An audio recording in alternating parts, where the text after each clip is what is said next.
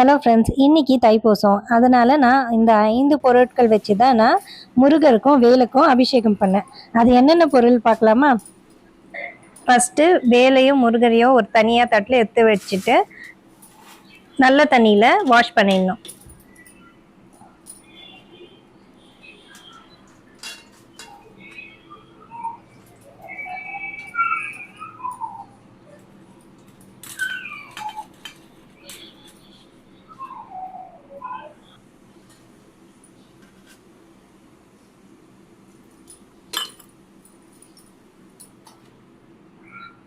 Wash பண்ணிட்டு இப்போ பால் அபிஷேகம் பண்றோம். ஃபர்ஸ்ட்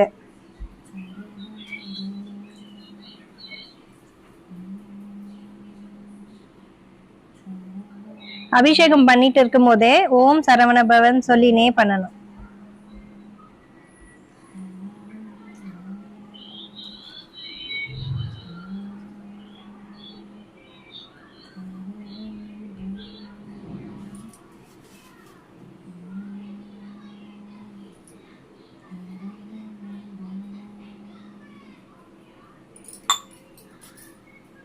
இப்போ சந்தனமும் குங்குமமும் எடுத்து வைக்கணும் சாமிக்கு.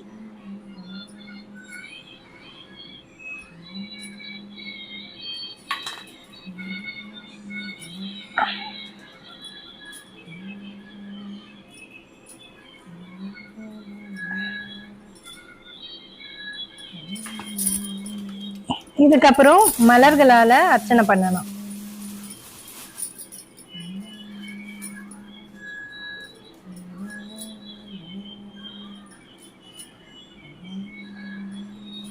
இதுக்கப்புறம் கற்பூரம் காட்டணும்.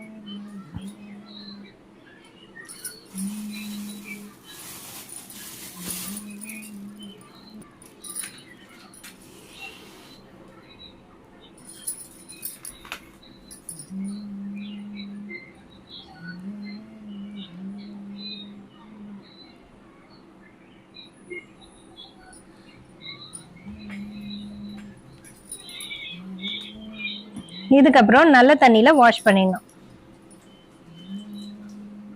வாஷ் பண்ணிட்ட பிறகு இதே மாதிரி பன்னீர் அபிஷேகம், தேன் அபிஷேகம், விபூதி அபிஷேகம், இந்த மாதிரி ஒவ்வொன்றா மாற்றி மாற்றி இதே மாதிரி பண்ணணும்.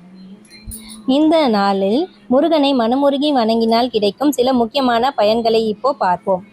மன தைரியம் அதிகரிக்கும். தைப்பூசத்தில் முருகனை வணங்கினால் பயம், மன அழுத்தம் குறைந்து தைரியம் மற்றும் நம்பிக்கை அதிகரிக்கும். தடைகள் நீங்கும். வாழ்க்கையில் தொடர்ந்து தடைகள் வந்துட்டே இருந்தால் இந்த நாளில் வேல் பூஜை செய்தால் அவை மெதுவாக நீங்கும். படிப்பு அப்புறம் வேலை முன்னேற்றம். மாணவர்களுக்கு படிப்பில் கவனம், நினைவாற்றல் அதிகரிக்கும். வேலை மற்றும் தொழிலில் நல்ல முன்னேற்றம் கிடைக்கும். மன அமைதி கிடைக்கும். தைப்பூசம் அன்று காவடி எடுப்பது, விரதம் இருப்பது அல்லது சும்மா முருகனை நினைப்பதே மன அமைதியை தரும். அப்புறம் குடும்ப ஒற்றுமை.